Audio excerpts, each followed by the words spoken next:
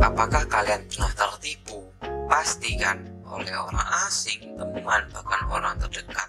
Pasti kita pernah tertipu tanpa kita sadari dan yang terlambat disadari. Apa sih penyebab kita tertipu? Jawabannya bisa jadi karena kita terlalu percaya sama orang atau mudah percaya. Bisa jadi juga kita takut dan khawatir akan terjadinya hal buruk di masa depan yang bahkan tidak pasti. Dan itu karena kita tidak waspada, tidak mengantisipasinya. Kali ini gue bakal ngasih tahu tentang hal penyebab kita mudah tertipu. Pernah kagum, pernah tergoda, atau terpancing akan adanya iming-iming kenikmatan yang orang lain sebutkan. Misalnya, cara cepat kaya yang pernah kita dengar dari Crazy Rich abal-abal beberapa bulan yang lalu. Apakah logis cepat kaya? Dengan cara menebak grafis naik turun yang bahkan jika kalah uang tidak bisa kembali, dan bila menang keuntungannya hanya 80%. Dan contoh lagi, ada usutan keuntungan sedekah yang pernah diucapkan oleh oknum tidak bertanggung jawab. Yang sedekah itu bakal dikembalikan 10 kali lipat oleh Tuhan. Namun uang itu kapan kembali? Tidak ada kepastiannya kan? Dan itu bisa diakibatkan karena kita menurunkan kewaspadaan atau kurangnya wawasan akan hal-hal yang lebih logis.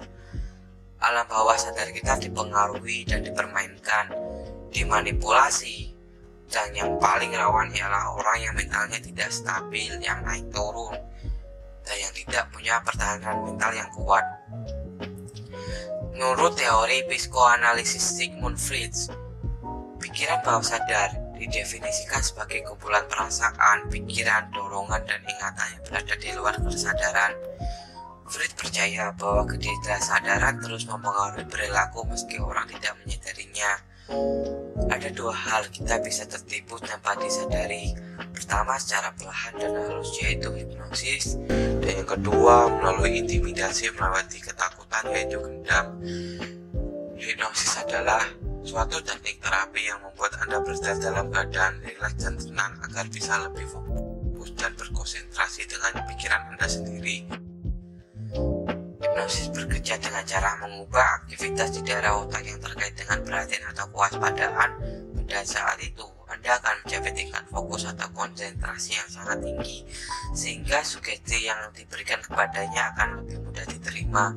Dan gendam adalah sebuah fenomena membuat orang lain masuk ke dalam kondisi tidak sadar, baik dengan mantra ataupun dengan ucapan secara paksa. Praktik gendam dilakukan dengan teknik tindakan dan psikologi. Biasanya dilakukan intimidasi ke pikiran bawah sadar dan dipaksa untuk melakukan hal yang diperintahkan. Saat bertemu orang asing, seharusnya kita mencurigainya, berpikir negatif, jangan sampai menurunkan kewaspadaan. Orang asing itu berbahaya. Jangan percaya pada orang asing walaupun penampilannya orang sukses. Seorang penipu handal yang pandai memanipulasi orang bisa mengelobai orang yang baru diajak bicara ya.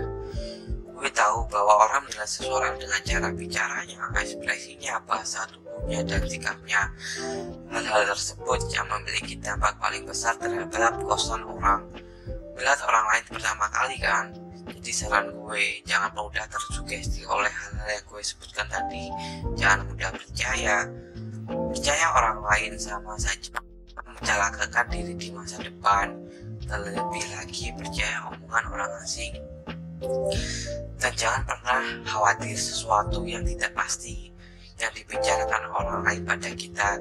Jangan ingat lagi, lupakan, sebab itulah cara pendekatan psikologis atau sugesti tidak disadari di dalam alam bawah sadar kita. Yang gue punya nasihat untuk kalian, 3 hal ini yang perlu kalian sadari benar-benar.